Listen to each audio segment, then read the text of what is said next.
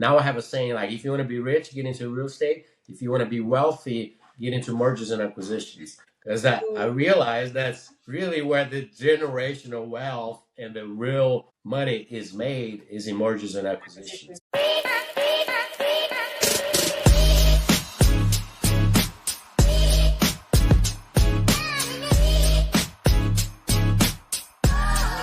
What's up, you guys? Welcome to another show for Legacy Talks. I'm super excited because, here I love to bring in business leaders, other entrepreneurs, so we can have unfiltered conversations showing persons who are actually building their business, you guys, like they're building systems, they're the discipline that's needed, and in essence of showing the legacy that they're building through their business. And today's guest, I have a dear friend of mine, Felipe, and he's going to be sharing his whole story and all the amazing things that he's doing, because I don't wonder how he's doing so many different things and still find time. But I'm going to leave it up to Felipe to introduce himself. Felipe, welcome to our show. Thank you so much. Hello, everyone. Thank you, Keleisha, for having me. It is such a pleasure and honor to be here. And you say amazing things. I'm like, I don't think I'm doing enough. No. So And that's funny sometimes to when hear. you see someone doing so many different things, involving so many different ventures, and you're like, how do you find the time? That was my first impression of you when I met you through Black Card. And I was like, whoa, you are doing a lot. So I'm like, we got to peel back the layers of how you do it. How are you doing it? How do you keep sane and all that stuff? So, like, give us like a short overview of all the different things that you're involved in before we kind of pull it apart. Yeah, absolutely. And thank you again for having me. I really appreciate it and happy to be here. Yeah, you mentioned how do you keep sane? That is a good question. I am trying to figure that out still. That's a good point. But a little bit of what I do, I'm pretty much a serial entrepreneur. We have different businesses. My strong suit really is not necessarily specialized in a certain skill or technical aspect of things, but more of a generalist, broad overview. I have certain things that I'm good at on a high altitude level. And then really from there, just try to outsource as much as I can in what I'm not good at, and really use technology and other people's expertise and talents and motivation to not to my advantage, but more of a win-win on team building type of atmosphere. Got it. So Yeah. before you got into all these different ventures as well, before you even figured out what you were good at and what you need to outsource, like, give us a little background of how you got into the space. What were you doing before real estate, before running the fund, and all Yeah. that good stuff? Yeah, absolutely. So I come from very humble beginnings. I started from virtually nothing. So I'm an immigrant. I'm from Brazil originally. I got to this country in 2001. So roughly 20 something years ago. I was 14 years old. I'm 38 years old now. I was about to In say, which he just gave away his age. Yeah, I did. Yeah, I have no reservation. I'm like, one of my flaws is I'm too transparent. So whether you like it or not, it's probably going to be too much information at some point, but it is what it is. Yes, I love it. Yeah. My birthday is actually coming up in a few days, so I'll be turning Oh, 39. Yeah, happy so I'm birthday went excited. up. I'm almost hitting the big 40, but I have some big goals when I hit my 40, but that's coming up. But so yeah, I started with virtually nothing. I moved here from Brazil to Rowlett, Texas, which is outside Dallas Fort Worth Metroplex. And I didn't even speak English, so I learned English in 6 months. Didn't have any capital. My family is a middle class family. We didn't grow up with, network, fraternity, family bank that I could invest out of. All those little things that some people are privileged to it, in which good for them. So we really had to build everything from the ground up. I've always been very driven, very ambitious, and everybody used to always tell me, hey, if you want to be a millionaire, you got to get into real estate. So I kept hearing that over and over, in which now I have a different saying on how I say it, but I kept hearing that, through my story, I went through school. I'm not a very classroom driven person, so that was hard for me. I like to do things that I'm interested in and that I have a self interest in doing. So sitting in a classroom going over stuff that I didn't want to do was a challenge, but sometimes it's necessary depending on what you're trying to do. But eventually got through school. I didn't want to go to university. Somehow I did really well in high school. I graduated top 5% of my class, but I didn't speak English. So I don't know how that happened. So I had actually opportunities to go. I couldn't afford, university. I had opportunities to go to college, but I was too distracted at the time, chasing the wrong things, and mindset wasn't there.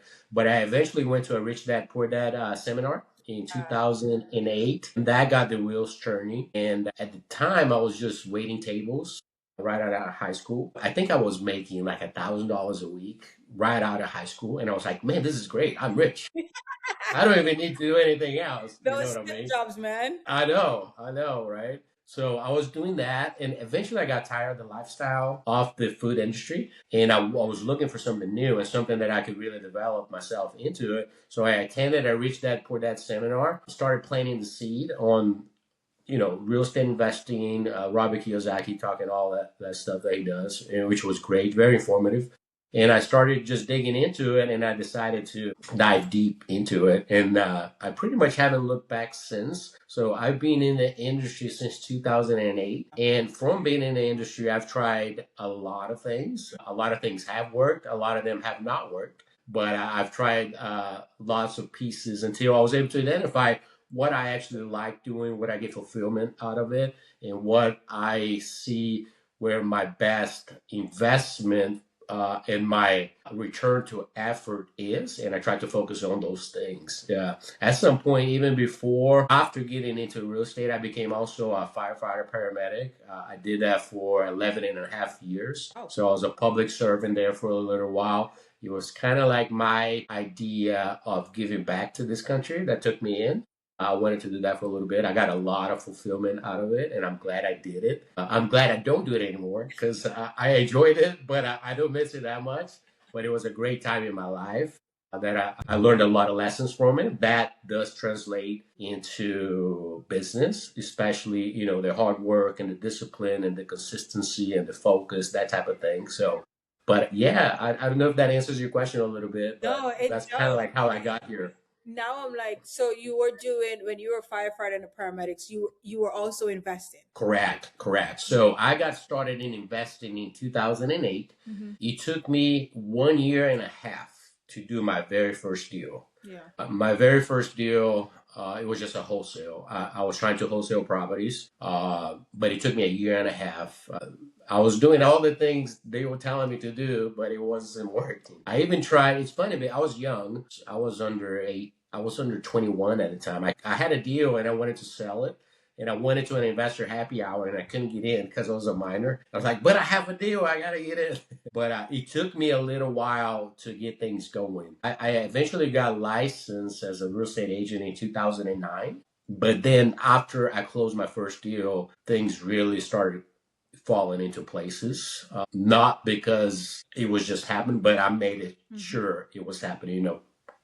Having some grit, some persistency, knowing when to move forward, know when to back out, but really not accepting no for an answer and really pushing and manufacturing your success type of thing. So you mentioned that you also do different strategies when it comes on to real estate because we have wholesaling, fix and flip, rentals, burr. You have so many different things that you can do. Were you trying those different strategies? What would you say were some of the best strategies that you've done and why?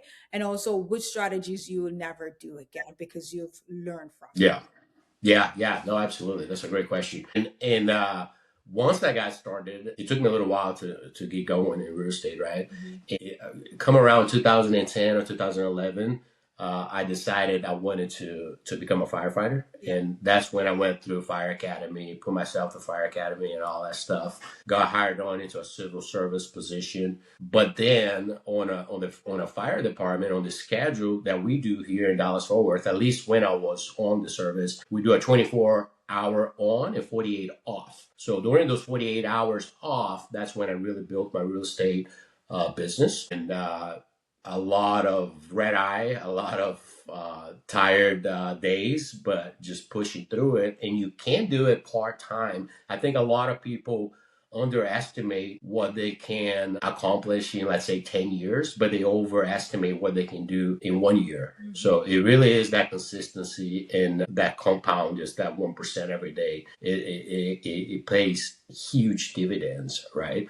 But I originally just went into wholesale, in which wholesale itself, it's absolutely a beautiful business model, right? You have very little risk on, very little liability on ownership or taking title off a property. Yeah. And all those ownership headaches that come with it. You don't get that with wholesale, right? You can just assign your rights to a contract, get a good payday, and virtually you didn't have to raise capital. You didn't have to take the risk on holding costs or getting stuck with an asset you can get rid of. So that was my whole idea. We started getting some good volume and some good traction on wholesaling, but it became a point in which I had great deals and the end buyers weren't moving fast enough, or they were passing on the deals. Yeah. So I turned around and I said, okay, if they're not going to do the deal, I'm just going to do it myself then. And instead of assigning or getting them involved, we started closing on those ourselves. Now, it took me a good 3 years before I felt confident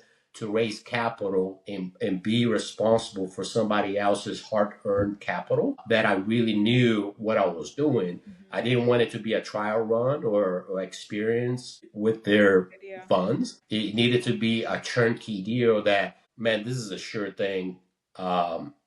We're going to get this turned around. So it takes a little while to build that confidence and really know what you're doing. And it really takes that too, because the yeah, confidence portion of it is so crucial for you to say, get to the point of, I'm not going to wholesale these anymore. I'm going to do them myself without even right. worrying about the funding and all the, I don't have the expertise in this. So it definitely took confidence and courage to actually Absolutely. take that step. So kudos to you for doing that too. Yeah, yeah, absolutely.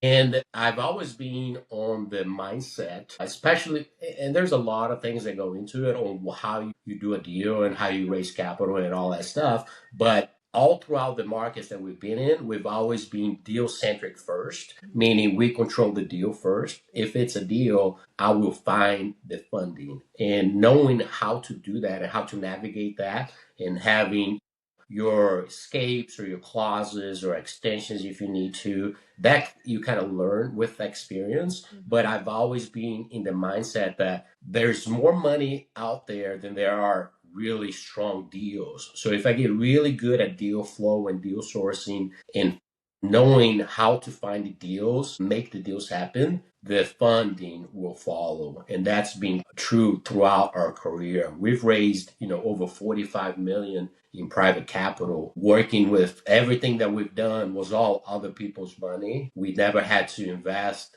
anything out of our pockets since we've been investing, which is absolutely amazing. That is like phenomenal though, for $40 million that you've raised over the time. Like, kind of go back a little bit. The first time you raised private capital from an investor, what did that feel like? Like, how did you Yeah, know that, okay, there's this thing called OPM? Did you know anything right. about it? Like, what was that first raise like? Yeah, absolutely. There's two raises that really come to mind. Mm-hmm. That really kind of move the needle for me. And I say move the needle because it clicked on my mindset, not necessarily of how much I made, but because of that unlock level type of thing that I realized it. But I think, knowing how to raise capital is a superpower, because if you really know how to do it and put it in and allocate and deploy it to the right places, it can make you unstoppable. You can really do some great deals and help a lot of people and help your investors, help the assets you buy and the people you buy. So it's definitely a win-win. One of those instances that come to mind is my very first deal that I raised money for. It was a manufactured home that we bought it with land. I had it on a contract to wholesale. This was in Joshua, Texas. It's outside of DFW. It's a little bit of a rural area. Yeah. But, We bought it. It's super cheap. I got it on a contract for 20,000, and I was gonna wholesale it. And I actually had offers to sell it cash. I think it was something small, maybe a 5,000 assignment fee, something like that. I could wholesale it cash for 25,000, but I saw some opportunity in it, and I ended up pitching to a cold investor. I had no idea who he was. He was a retired tech partner, and I don't even know how I came across him. It must have been those online platforms. When we started talking, he was here local, and then I told him, I was like, "Hey, I want you to take a look at this deal that I have. I'm gonna stop by. I'm gonna pick you up, and then I'm gonna take you to the property so I can show you what I'm planning on doing." I ended up raising 27,000 from him, which is 7,000 more than I needed, minus closing costs and all that stuff. It was just a short term property, and I explained to him this is worth at least 40,000. He needed very little work. So anyway, we ended up committing. We did a short term 12-month hard money loan, hard money terms, high interest. We closed on it. I think I put only $2,000 inside. Like I did a water heater, and I just cleaned it up. And then I found a buyer right away for, I want to say 55,000. Wow. For owner finance. So we were gonna do a seller finance. I was gonna collect a down payment, and then we were gonna do a wraparound note on top of the hard money. So you had knowledge about this strategy with seller finance going in. Correct. Because I had been, once I get into something, I really like to learn and really like to obsess over it. It's almost like a delusional type of mentality. And I look at different assets. And I was doing consulting at the time as well, answering Q&A of people that are starting out, like trying to help people out or what I had learned up to that point. But yeah, I was very knowledgeable, but I hadn't done the actual strategy yet on that regard, right? So we ended up doing that. We did everything right. It was a wrap. We did all the disclosures right. We did all the Dodd-Frank compliant for our owner occupied finance package. We did that. And then after we closed it, I turned right around and I sold the note to a note investor, and I was able to cash out my underlying lien private lender. So all of this, you were doing it for the very first time. Very first time, yeah. Very first time we raised capital to do an actual deal. And it worked out well. The capital, the note investing, the seller financing, that transaction was a first for all those strategies? Correct. Yeah, that's correct. Yeah. And everything lined up just right. Somehow we did everything right, so it worked out. And we've duplicated that model a lot, in which is one of my favorite strategies to do. If you do it right, you can even line up the commercial finance that you need instead of bringing in private investors. Do a wraparound and sell the note on the back end, the buyer's down payment to float your commercial finance. So there's some really scalable strategies that you can do with just that one strategy. You can do it with land, lots, that type of thing. That's one instance that really unlocked, like, oh, I can do this. Yeah. And then the other one was a fix and flip that we did. It was my first raise, like that I consider raise like this is a substantial amount. It was gonna be several hundred thousands of dollars, right? That first one was nice. We made money, everybody made money, but it was only $27,000. This one I needed, I want to say at the time it was like 700,000 that I was gonna do it. Yeah. And I was gonna pitch to somebody that was very wealthy. He was a civil engineer, so his mind thinks very differently than, let's say, me, right? So I knew that if I can convince this guy to invest, I can pitch anybody because this guy, he is hard. He's like, even to this day, he's probably one of my toughest private investors that I've ever came across. And I knew if I got him across the finish line, then okay, I can really pitch people. You know what I mean? And that was such a good exercise because it made me think so much on this is how he's thinking and this is the things that he wants to.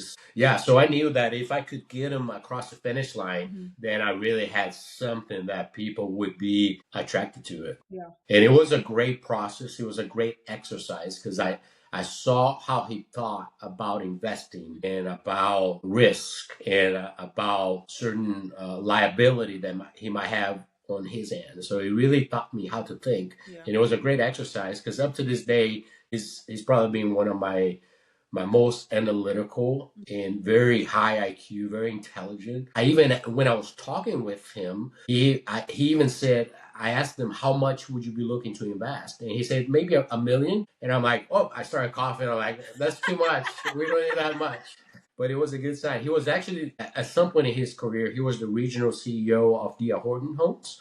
So Mm. this is somebody very educated, has been in the industry, and he actually flew in to spend some time with me. And he actually stayed in my house. And I took him around projects. I showed him exactly what I was doing, and he invested. And we did very well. We did several deals together after that one. He kept investing with us again. And that was one of those moments that it was such a victory that I needed. And it was very validating, the proof of concept Yeah. and the fix and flip, because that's really what we excelled at when the market is right and Yeah. the strategy was correct at the time. And we really excelled on that. So we did a lot of fix and flip. That was almost our bread and butter for some time Yeah. until the market kind of started doing what's doing now. But to answer one of your questions, and one of my favorites, and we've done Airbnbs, we've done short-term rentals, we've built a rental portfolio. Out of all these strategies, what I like the most is what I call being a lean lord. Mm. Lean as lean, not, but seller finance, holding the note, and private lending. It's all about having control without the ownership. And like I mentioned earlier, a lot of those ownership headaches that come with it, you don't get them when you are on the other side, when you are the lender or when you hold the note. Yeah. So that by far is one of my favorite strategies. And also, it's a lot more scalable because we've done 400 plus flips, right? And it gets to a point that it's very, very hard to control your inventory because we have to buy at a discount. It's at least 78, 75 cents on the dollar. Mm-hmm. So it's very hard to systematize a fix and flip operation. You see public traded companies, you see a lot of home builders, you see a lot of landlords who are building rental portfolios. Very rarely you will see a fix and flip company because it is such a hard business that you can systematize and really control Yes. because of the inventory. Everything else is fine, right? Even on the construction, it's not ideal because you can't plan it as well as building a home. Mm-hmm. You gotta be very fluid and adaptable and change With everything your too. yeah as you move along. But the key really is the inventory, buying discount inventory, distressed inventory. So that ties up a lot of resources as well. Mm-hmm. So it's hard to scale a fix and flip operation. It can be done up to a degree, but if you apply that into doing notes or doing seller finance or doing private lending, you can scale a lot. Oh, Um, things. It's so for our audience as well. Like I know, like especially if you've never heard about note invest in seller financing. It goes back to like if you know the different strategies, you don't have to master them all, but just having yeah. an idea of how it works and having that knowledge or skill set in your toolbox. So whenever the right opportunity presents itself, you can always pull that out of your toolbox. I remember the first time I heard about note investing, I was like, ugh, this is a lot. And then I had to go do research on my own time because I kept hearing the term popping up.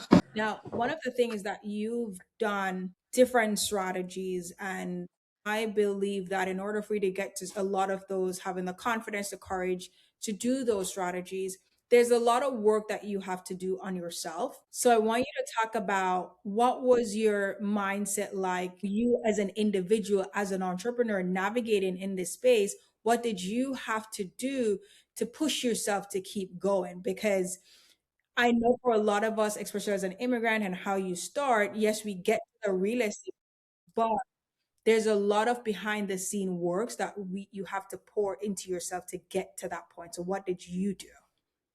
Yeah, yeah, no, absolutely. That is a great question, and I'm glad you asked because it is so important, right? You Hmm. always hear mindset, and it's great, but how do I get the mindset, right? It's easy to talk about. I always like to say be driven, not motivated, because motivation is going to fly out the window the moment it gets hard. Hmm. So it's really knowing your why. For me, what really set the tone was I think people make changes either by desperation or by inspiration. Desperation comes from a lot of pain, and inspiration is from, really seeing somebody that you admire and you want to be like. And then you kind of reverse engineer of the things that the characteristics that you admire on that person or their life, the fruit that they have, and how do I get that? And you start working backwards. Inspiration is going through a lot of those struggles.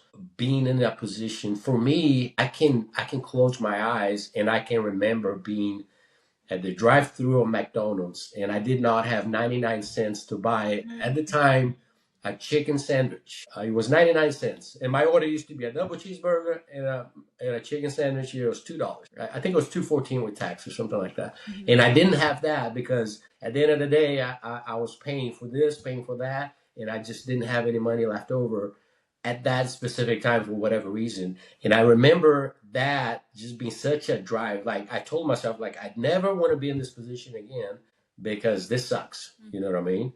And not having your family here with you, everybody being back home. Yeah. Once I moved from Brazil to the US, my personality really, really changed because I didn't speak any English. And the culture there, it was just so different from what I was now a part of. Yeah. Like in Brazil, you almost kind of grow up a little faster.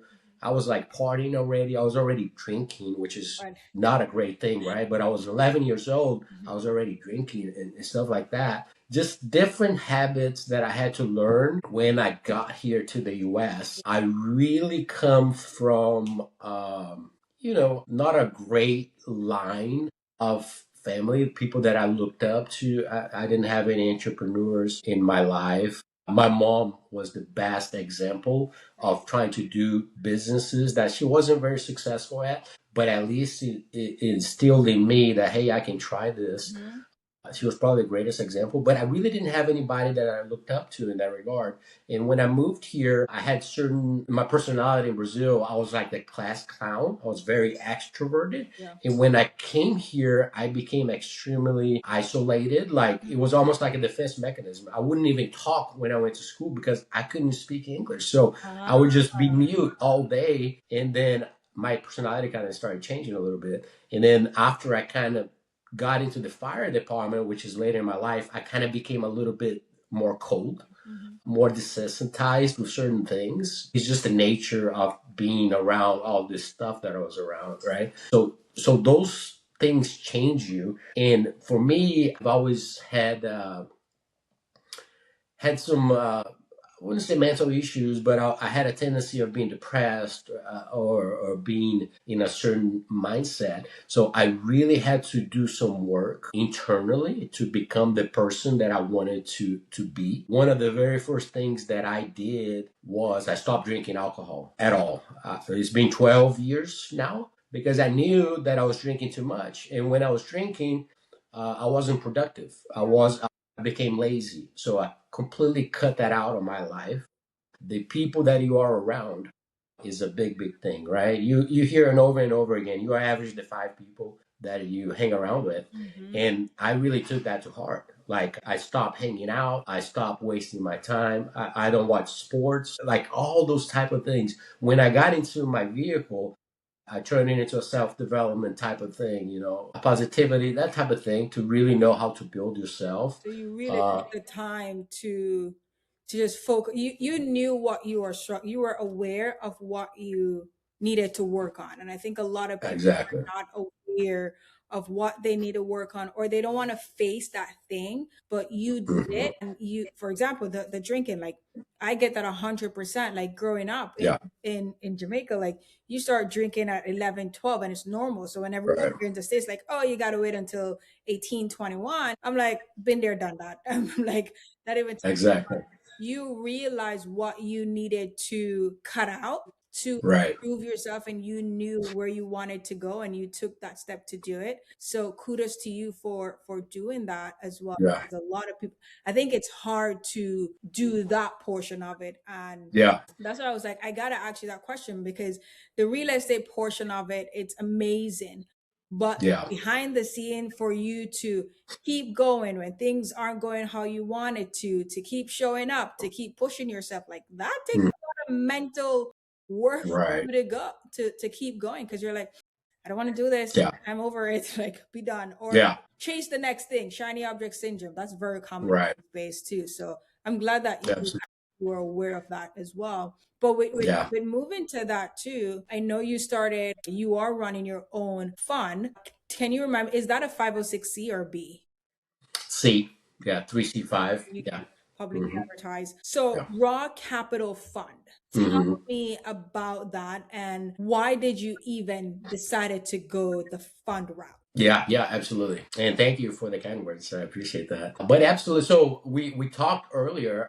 I said everybody kept telling me that if you want to be a millionaire, get into real estate, right? Yeah. Now I have a saying like, if you want to be rich, get into real estate. If you want to be wealthy, get into mergers and acquisitions. Because I So, realized that's really where the generational wealth and the real money is made is in mergers and acquisitions. acquisitions, yeah. Yeah. So the reason why we decided to go the fund route is we were doing our model on a deal by deal basis, meaning if I had a deal, we would raise on that deal specifically, in which it works great and there is a place and time for it. And then there becomes a time that you already have the machine built out. All you need to do is pour more gas into the fire to have a bigger fire. And that's what the fund allows us to do. Now, like I said, there's a place and time for it and a strategy for it for a fund. I don't think it's for everybody, but it is for some people and some businesses. So that's why we decided to do it. Instead of raising deal by deal, we just wanted to raise, hey, this is the strategy that we are doing. This is our, I call it a blurry box. That's what we are buying. This is what our strategy is. So if you want to take the ride with us, you are welcome to it. Yeah. And then we show them our track record of what we've done on a deal by deal basis. And that's why we decided to do it. And not only that, but most importantly is it didn't make sense for me to do a fund just to do a fund because it would be cheaper to keep raising deal by deal. But I wanted to go through the matrix. I wanted to go through the trenches of filing my Reg D paperwork, filing my ADV, all that, because I know that 10 years from now, when I'm doing a fund to do a roll up for a company on mergers and acquisitions, I will have those skills already To do it. ironed out so I can duplicate that. So it's not necessarily that I'm doing to really make a dent on what I'm doing now, but it's really looking ahead on 5, 10 years from now, I can do this in a different format. Yeah. And not only that, there's a lot of people in my space that are great real estate operators, but now they don't know how to handle the private placement side of things. So that's a whole other value that I bring to a community that I'm already a part of it Yeah. because I really went through that and I've been there, done that, so I can bring value that way. And with that comes different opportunities or joint ventures, being part of their board or advisory and really help them with my experience. So that's why I decided to do it. Fun road. And it's you mentioned something too. You being the operator first. That is such a good strength, because now, especially when you're managing investor capital with all the different strategies, you are in that shoe, so you understand both sides of it. And I think that is just a great skill to have when you are running your own fund as well. So I know, like, with you having the fund and you also have different companies you teach, you do the lending, the seller finance, you do Yeah. all those things. Like, how are you able to operate so many different companies? Like, what systems do you have in place to make sure everything is running efficiently as well? Yeah, yeah, no, absolutely. That's a great point. I'm not saying it's a great thing. I'm very ADD and I like I don't recommend it, but I like the challenge of learning new things, right? I like the challenge of, oh, let's figure this out. And I like also testing things out because you don't know what you don't know. Mm-hmm. Like you mentioned, being an operator first. By me being an operator first, and knowing my bottlenecks that I had when I was fixing flipping, the beautiful dance that it is on a real estate transaction, right? Everything's got to line up just right from the acquisition to from the sourcing to acquisition, negotiation, disposition, capital raising, capital management, construction, parking. It's a lot, right? So by me really knowing each aspect of the things on the back end, once I'm running my fund, I can really customize a design, let's say a loan product that would be very beneficial to somebody that was in my position before, Yeah. and I can really help them. Once I'm deploying capital into a project, like a private lending project, it's not just a checkbook, right? It's a consultative lending type of relationship. I'm not going to have the cheapest capital available. Yeah. If that's what you're looking for, go to a nation. Yes. Yeah, go to a nationwide lender. I'll even make you the introduction, and they'll help you. But if you come with me, yeah, you might pay a little bit more interest. You might pay a little bit more points. But at the end of the day, how much value, That you get. if you are open to it, I can bring to you from any aspect. We only invest in our local market, right? So I have everything you could possibly need. Discounted suppliers, vendors, relationships, Rolodex, contractors. Mm-hmm. Just by me applying that, Yeah, for sure. the extra points is not going to make a dent, and it's going to be very much beneficial to you. Mm-hmm. So that's kind of like why I like the operating, being an operator led first, so you can really help those people. And it takes a while to be an insider and really know, which that's why you can't do everything in every industry. You really kind of got to be an insider and see what the SWOT and the moat is going to be on each one of those. But doing different things, it might seem like a lot, but the skills really overlap what I do. Yeah. It's almost like an ecosystem that everything is kind of connected to it within real estate and within my space. And there's certain things that I've learned. For instance, I'm a believer that every business is 85% of the same thing. And then there is a 15% difference on each industry that's a different technical expertise associated with that industry. But a lot of the things translating to every business, right, is just fundamentals. It's doing what you say you're gonna do. It's coming through. It's having your principles locked in. Methods are many, principles are few, and it's really knowing your principles and sticking to it.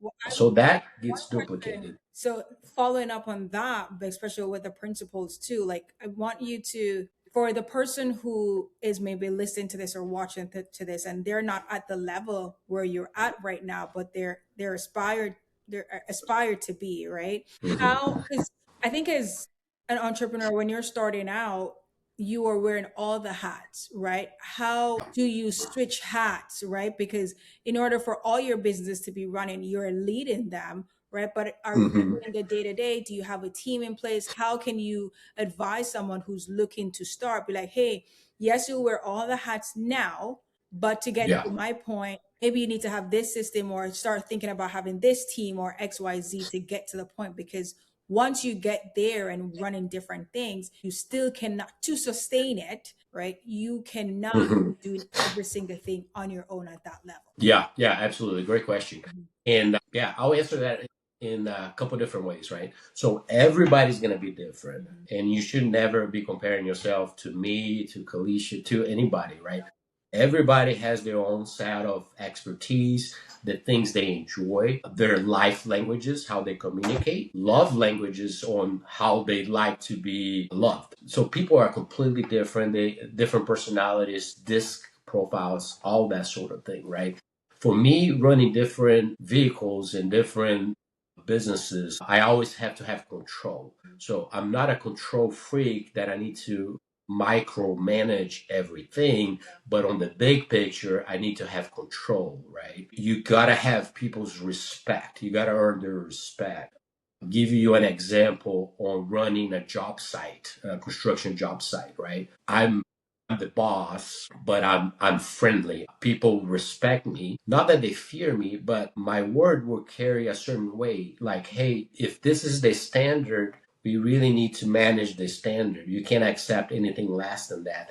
So there's a certain line that you don't being too friendly or being the boss if you want to have that authority of no, this needs to be done this way. Yeah. And that's what I mean by maintaining the control. I think same thing with the team, right? It's leading the team from the front lines by the examples, and at the same time being firm, yet knowing that balance of when you need to push them, when you need to fall back a little bit. And I think each person is going to be different. I think you should almost reverse engineer and be like, hey, this is what my dreams and goals are. I'd like to be at this. I'd like to be doing this, or I'd like to whatever that is. There are people we like to think that we are special, that nobody thinks like us, or that oh, but I'm this and that. Not to bust your bubble a little bit, but you're not that special. A lot of people have gone through even harder things that you have. Yeah. Like I will say my story, and then I'll say this is nothing compared to somebody that had it way harder than I did. So there's been people that have overcome that obstacle, whatever it is. So it's knowing that and knowing where you want to be at, and then start reverse engineering on the steps that are going to get you there, and know that it's day by day, step by step, knowing what you need to take care of tomorrow, right? I like to say that if you take care of the little things, the big things will take care of themselves. So it's just really forming those habits of what you need to be doing every day to get you there. Now, on a business perspective, there's certain things that are going to move the needle, right?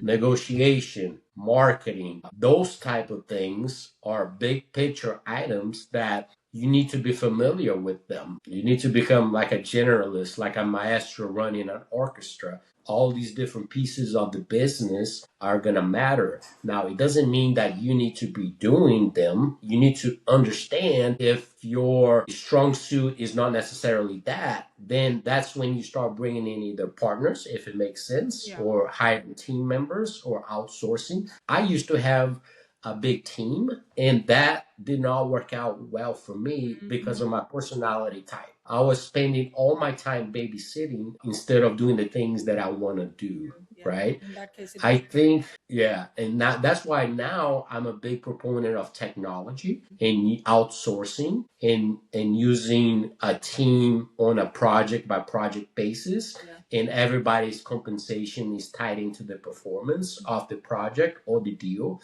because then everybody's motivated. Another thing is it's knowing at the beginning, it's working in your business. So you know the operations, you know what the bottlenecks are, you know what the challenges are.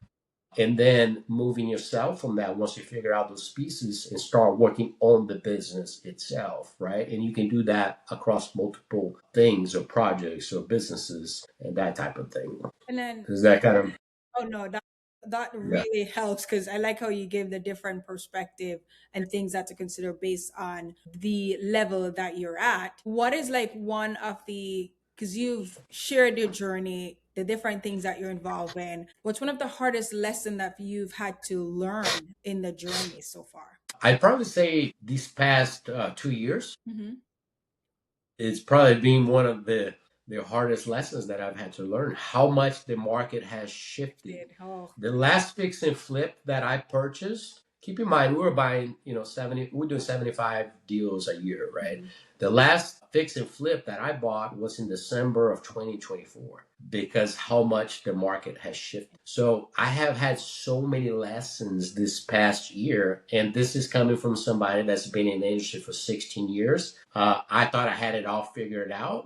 There's certain things that after you've had a little bit of success, you kind of start, I want to say you'll start being complacency sets in, but you start being a little over optimistic, and little things that I shouldn't have done when the market was hot, that it wasn't going to matter. yeah. Now that the market is tightening up a little bit, I shouldn't be doing that anymore, because then it's not going to correct itself because of how the market is, right? Everybody had always told me, you just got to be in real estate. You just got to be in real estate.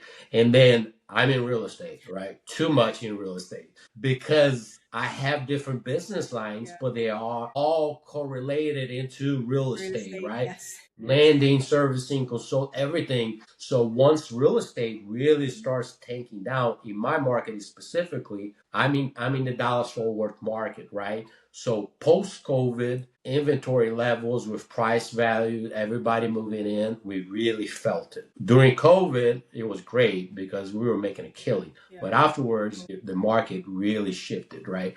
And then once I have everything tied in to that, then I'm thinking, okay, so what I should have done is have this different type of correlated markets Yeah. that no matter what, I would still be okay with Mhm. this one, right? So those are the little things that you start honing in, and it's just by experience that it's you go through this. Which it's good that you go through it as you are still young. You still have a few years that you can cycle through it. But yeah, yeah, yeah. Also knowing the market, right? You can never time the market perfectly if it's at the bottom or if it's at the top, but you can usually get the direction correct. Yeah. And that's the most important thing on whatever asset class, whatever strategy you are doing, is knowing what part of the market you are in to know what are you going to do or how are you going to protect yourself. And I always like to say too, you want to have a different vehicle besides real estate that you can generate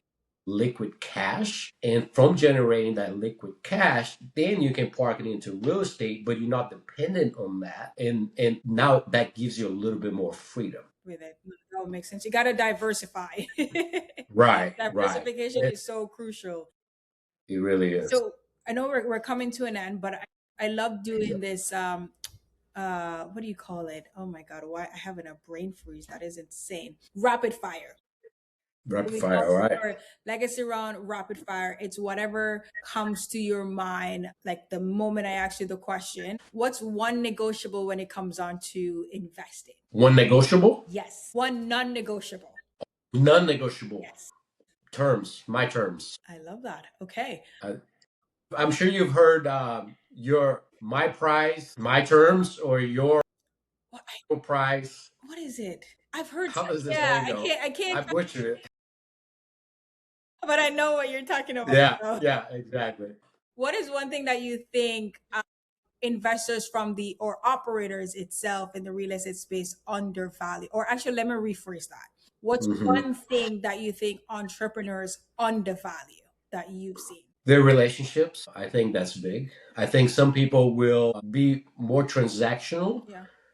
than really, hey, at the end of the day, we're doing this together. Mhm. Like this is a relationship, right? I've seen people kind of trade that fast. That is true. That is so Yeah. true. And then, what legacy are you trying to build? That's a good question. And that is one that I struggle with because I don't have children, right? Mhm. I'm married, happily married. And sometimes I think, what is my legacy? At the end of the day, I want to be known for my faith, God fearing, a faithful servant. And I want to be known to be kind to people and really just doing the best that I can. That's how I answer that today is really, just doing the best that I can. Yeah. I love that. Well, no, like, how can persons reach out to you? How can they connect with you? They cannot. I'm sorry. No, I'm kidding. I'm readily available. I'm more active on Facebook and Instagram. I post more than I check. I don't go in there a whole lot. But if you send me a message, I should get it. I'm on LinkedIn. And if you go to sourcefelipe.com, I have all my links and a couple books I'm writing and stuff like that. You can connect. So you're welcome to reach out. And if I can be of any help to you or point you in the right direction, feel free to drop me a message for sure. Thank you so much for being on. I appreciate you for coming on and sharing your knowledge and all the different things that you're doing and just showing other black and brown businesses and also like immigrants in general, like, hey, it doesn't matter where you come from. Like a lot of us come here to chase the American dream, but it is possible. Like it is completely possible. It's gonna take grit. It's gonna take a lot more work. Yes, but it's always good to see someone who has similar background, but like, you know what, if they did this, I can do this too. And they're open to sharing their journey. So thank you for being on and talking. And I hope that you continue to, I wish you all the best in your business, that you continue to build what you're continuing to build to. And then your legacy that you aspire to leave will be there. And Keleisha, I just want to say it was my true pleasure being here. Thank you so much. I'm looking Thank forward for you. us connecting again. And I just want to say the same to you. You know, you're a big inspiration to us, and we see everything that you are doing. And keep it up. And we'll be watching and rooting for you. And I love what you've built and the platform. And yeah. Or listeners or watchers or viewers that you found this valuable, let us know as well. Definitely can't wait to have you back when the books are ready so you can talk more about the book and promote those. But thank you guys for tuning in, and we'll see you on the next one.